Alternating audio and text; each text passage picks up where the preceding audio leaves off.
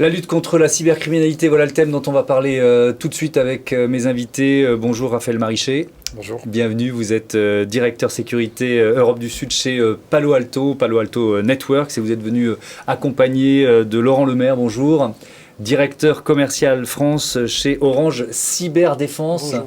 Vous dites OCD, c'est ça? Orange Cyberdéfense, OCD, ouais. OCD. Alors, peut-être une petite présentation de Palo Alto, même si voilà, c'est un géant mondial, mais c'est quoi votre métier? Oui, c'est la cybersécurité. On est leader mondial en cybersécurité. On est né par la sécurité des réseaux avec des pare-feux nouvelle génération en 2005. Déjà, notre fondateur qui venait du monde des pare-feux s'est dit arrêtons de faire des pare-feux pour protéger des réseaux vis-à-vis de réseaux, de sous-réseaux, de machines. On va protéger des données, des applications, des utilisateurs. Voilà.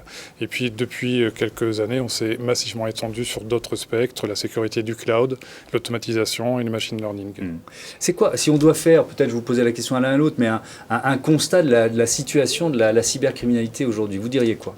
Je dirais, pour faire court et simple, forcément en simplifiant, il y a deux grandes tendances qui sont très visibles aujourd'hui. Enfin, une qui est très visible, c'est le ransomware qui est de la cyberdélinquance. C'est essentiellement de l'opportunisme crapuleux financier et qui masque une tendance assez inquiétante, plus rare, mais avec des impacts beaucoup plus lourd, c'est du vrai espionnage ou de l'attaque par ce qu'on appelle la supply chain logicielle, la chaîne d'approvisionnement logiciel. Et le premier fait souvent beaucoup de bruit médiatique, et à raison, puisque les préjudices ont malheureusement explosé avec un facteur un peu malheureusement comme une épidémie, un peu exponentielle. Aujourd'hui, on va battre des records de rançons. Au mois de mai, une entreprise financière américaine a payé 40 millions de dollars de rançon pour récupérer ces données. Donc ça devient inquiétant, et cet aspect-là masque effectivement des attaques plus insidieuses sur le long terme, sur le long cours, comme par exemple Solar Storm, qui est l'attaque qui a touché le logiciel de l'entreprise Orion, qui s'appelle SolarWind, et qui a malheureusement touché beaucoup de ses clients par effet rebond, par effet de cascade. Alors, qu'est-ce que vous diriez, vous, sur ce constat? Oui, il est tout à fait exact. En fait, il y a quelques années, les entreprises pensaient qu'elles pouvaient peut-être échapper à des attaques cyber. Aujourd'hui, je pense que plus personne ne pense qu'il peut échapper, et y compris les toutes petites entreprises, ce qui est très frappant. Donc nous, chez Orange Cyberdéfense, on est leader des services aux entreprises en France sur la cybersécurité, et on sert à la fois les grandes entreprises et les petites. Et ce qui est très frappant dans les statistiques que l'on observe, c'est que ça touche également les petites entreprises, à la fois également pour les motifs crapuleux, puis aussi parfois des effets de rebond. Donc vraiment, le nombre de crises s'est multiplié, et il faut non seulement désormais se protéger, par exemple en mettant des barrières, que sont les pare-feux, mais aussi détecter par des caméras de surveillance, comme pour la maison, et réagir. Et la capacité de réaction rapide quand une attaque commence, c'est la clé de l'impact pour l'entreprise qui est attaquée. Ça veut dire que vous gérez combien de crises par semaine aujourd'hui, en moyenne? En fait, l'année dernière, ça a explosé. Là, maintenant, on est sur un rythme de 2 ou 3 crises par semaine. Ça a vraiment explosé. Je crois que le directeur de l'ANSSI mentionne une multiplication par 4 par rapport à l'année dernière. On retrouve ça dans nos statistiques. Alors, d'où l'importance du travail, du partenariat, du travail que vous faites ensemble. Il consiste en quoi, ce partenariat? Pourquoi finalement vous avez voulu que OCD, qu'Orange Cyberdéfense soit à vos côtés aujourd'hui? Fondamentalement, on est dans une course contre la montre. La cybersécurité aujourd'hui, c'est vraiment une course. Mais au sens propre, c'est-à-dire qu'une attaque aujourd'hui peut se propager très vite dans un réseau d'entreprise, en quelques heures, voire quelques minutes.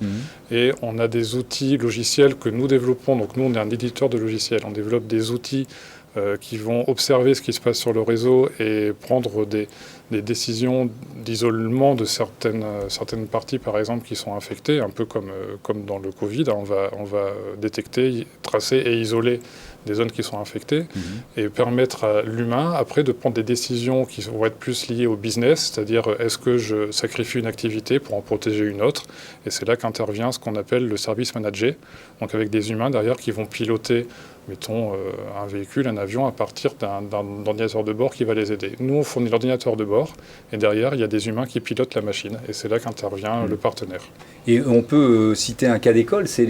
On a énormément dans l'actualité, évidemment, parce qu'il y avait aussi la crise sanitaire, parler des cyberattaques subies par les hôpitaux. Oui. Vous étiez aux manettes ensemble? Exactement, on était ensemble. C'est-à-dire qu'en fait, lors de la crise sur les hôpitaux, notamment médiatisés dans le cadre du plan de relance, c'est le logiciel logiciel Palo Alto qui est déployé par les équipes Orange Cyberdéfense et avec l'aide aussi des équipes de l'ANSSI en France.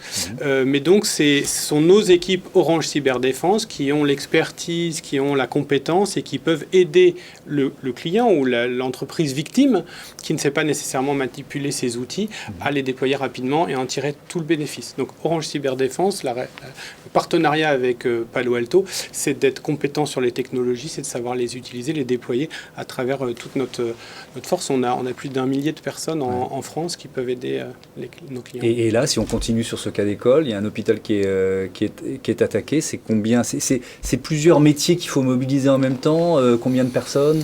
Oui, alors en fait, ce qui est particulier à la cyberdéfense, on va dire, si on continue à prendre l'exemple de la maison, c'est pas nécessairement les mêmes personnes qui exploitent les firewalls, les pare-feux. On va dire, ça c'est plutôt le portail de la maison, avec les gens chez vous qui font la supervision de l'alarme et la vidéoprotection. C'est pas le monsieur qui pose les verrous. Ouais. Et c'est pas non plus le monsieur qui se renseigne pour savoir s'il y a beaucoup de cambriolage dans la région en ce moment. Ça, c'est par exemple 3 métiers différents dans la cyber. Il y a de la détection, il y a de la veille et puis il y a de la protection. Dans l'entreprise, ce sont pas les mêmes entreprises. Ce sont pas les mêmes gens. Surtout dans les grandes entreprises, les gens qui gèrent le réseau sont pas les mêmes gens que ceux qui gèrent le poste de travail, sont pas les mêmes gens qui écrivent les bonnes pratiques pour la sécurité. Et donc, c'est un gros enjeu, comme dans toutes les grandes entreprises, de faire travailler les gens ensemble. Ce qui est particulier pendant la crise, c'est que tous ces gens-là se retrouvent sur le pont et doivent se retrouver sur le pont pour être efficaces en urgence. Ouais. Donc nous, en fait, ce qui nous facilite la tâche, c'est que ces différents métiers-là, c'est notre travail de prestataire de service. Donc on peut aider à faire cette transversalité. Le plus important aujourd'hui, comme les attaques en fait, comme les attaques atteignent leur objectif, il faut être capable, comme dit Raphaël, de les détecter très très vite et de les bloquer le plus vite possible. L'important, c'est de se préparer. Et donc de préparer cette transversalité, non pas seulement pendant la crise, mais avant la crise, en temps de paix, en pensant les opérations de la bonne manière et en s'appuyant sur des plateformes technologiques qui permettent cette transversalité. Merci beaucoup, merci à tous les deux. Bel exemple de collaboration donc, entre Palo Alto et Orange Cyberdéfense pour lutter contre la cybercriminalité.